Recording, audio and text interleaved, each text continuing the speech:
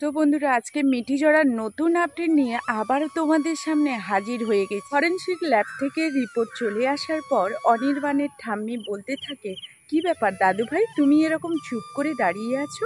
আমাদেরকেও রিপোর্টটা পড়ে পড়ে শোনা, আমরাও শুনি। আসল দোষী কে? তখন থেকে অধীর আগ্রহে অপেক্ষা করে বসে আছি কখন তুমি রিপোর্টটা নিয়ে আসবে। কারণ আমরা তো জানি, কারণ তোমার বই তো দোষ করেছে, সেটাই তো জানি। কিন্তু তার জন্য কি তুমি মন খারাপ করে বসে আছো?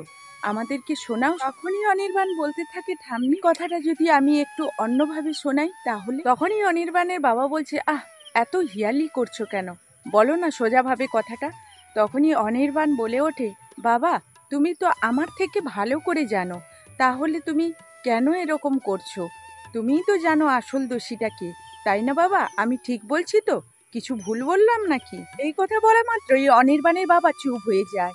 আর অনির্বাণের ঠাম্মি বলতে থাকে, দাদু ভাই আমিই তোমাকে পরিষ্কার করে বলছি, তুমি আমাদের কথাটা বলবে। তখনই অনির্বাণ বলতে থাকে, তোমার ছেলের বই চুরি করেছে, এই চুরির সঙ্গে জড়িত, আর ফরেনসিক ল্যাব থেকে এই রিপোর্টটা উঠে এসেছে। তখনই অনির্বাণের মা চিৎকার করে বলতে থাকে, কেউই তোমরা ওর কথা বিশ্বাস করবে না, কারণ ওর বউয়ের দোষগুলো আমার ঘাড়ে চাপানোর চেষ্টা করছে। ওর বউয়ের দোষগুলো আমার ঘাড়ে চাপানোর জন্য মিথ্যে ভুয়া রিপোর্ট বানিয়ে এনেছে।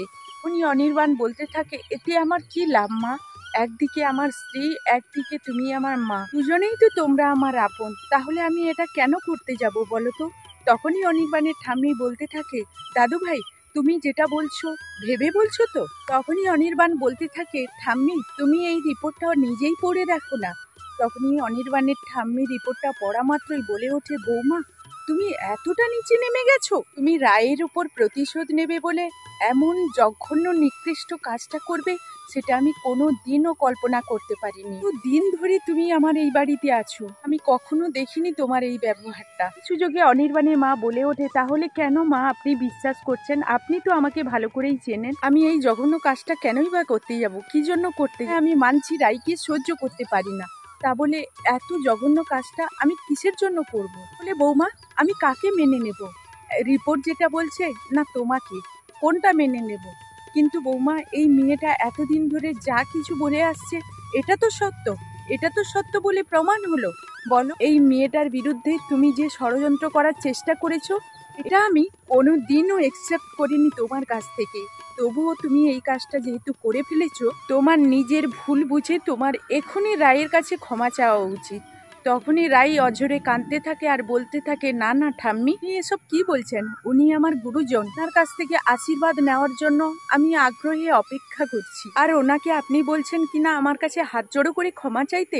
তখনই ঠাম্মি বলে ওঠে, তাই মা তোমার মনটা অনেক ভালো, অনেক বড়, তাই তো তুমি এত উদারতা দেখিয়ে এত বড় কথা বলতে পারছো।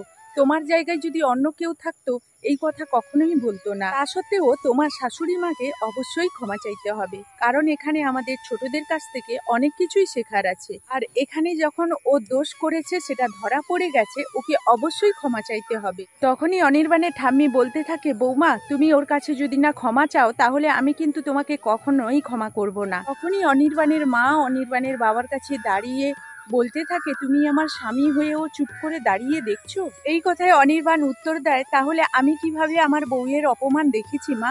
তো বন্ধুরা, এই ছিল মিঠিঝোড়া ধারাবাহিকের নতুন আপডেট। এই ধরনের নিত্য নতুন আপডেটগুলো পেতে আমার ভিডিওর সঙ্গে থাকো। তো চলো, এখন সকাল সকাল উঠে তো পড়েইছি, তোমরা বুঝতেই পারছো। তো সকালবেলা এখনো সূর্যি মামা ওঠেনি, তো কি করে না করে একটু তোমাদের দেখাই, চলো। গুড মর্নিং বন্ধুরা, শুভ সকাল। পুতুল ফ্যামিলিতে সকলকে স্বাগতম। আশা করি তোমরা সবাই আমার রাধা মাধবের আশীর্বাদে খুব ভালো আছো। তো তোমাদের আশীর্বাদ ভালোবাসায়, আমার রাধা গোবিন্দের আশীর্বাদে আমি তো খুব ভালো আছি। তো চলো, এখন সকালবেলা ওইদিকে গরু তো চিৎকার করছে, গরু বের করে দিয়েছি, বাছুরটা বের করা হয়নি, এই জন্য খুব চিৎকার করছে। মাত্র সূর্যি মামা উঠলো। মেয়েদের জীবনটার কত পরিবর্তন দেখো।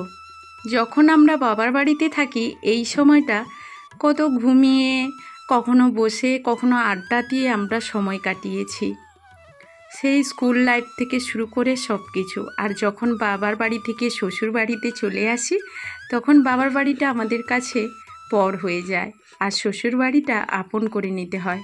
কারণ যখন মা আমাদের বিদায় দেয় তখনই বলে, যে আমরা এখন তোমার অনেক দূরের মানুষ হয়ে গেলাম। এখন তুমি যেখানে যাচ্ছ তারাই তোমার অনেক আপনজন। কিন্তু সেই মানুষগুলো কখনো কি সেই পর মেয়েটাকে আপন করে নেয়? জানি না, তবে অনেকের ক্ষেত্রে হয়তো হয়। তো দেখো, এখন সকালবেলা বাসনগুলো পরিষ্কার করতে পুকুর ঘাটে চলে এলাম। তো সত্যি যখন স্বামীর বাড়িতে আসি আমরা, তখন কিন্তু অনেকটা স্বপ্ন নিই যে সেখানে গিয়ে আমার অনেক সুখ শান্তি অনেক কিছু পাবো জীবনে। কিন্তু কারুর জোটে না। সময়ের পরিবর্তন সবার জীবনে হয়ে যায়। কেউ বাবার বাড়িতে সুখ পেয়েছে, স্বামীর বাড়িতে পায়নি। কেউ স্বামীর বাড়িতে পাচ্ছে, বাবার বাড়িতে পায়নি। এই হলো জীবনের পরিবর্তন। আমাদের পৃথিবীর পরিবর্তন নেই গো, মানুষগুলোরই পরিবর্তন। পরিবর্তন হচ্ছে মনের, পরিবর্তন হচ্ছে সময়ের। মানুষ কখনো পরকে আপন করে নিতে পারে না, এই আমিও। তোমাদের সঙ্গে কথা বলতে বলতে আমার একটা জিনিস পুকুর ঘাটে পড়েই গেল। তো যাই হোক, বাসনগুলো পরিষ্কার করে এখন আমি চলে যাব ভেতরে। তো বাড়িতে গিয়ে অন্যান্য কাজ তো আছে, গরু ছাগল সকালবেলা খাওয়ানো, সেগুলো তো তোমরা জানো। তো যাই হোক, ভিডিওটা এই পর্যন্ত।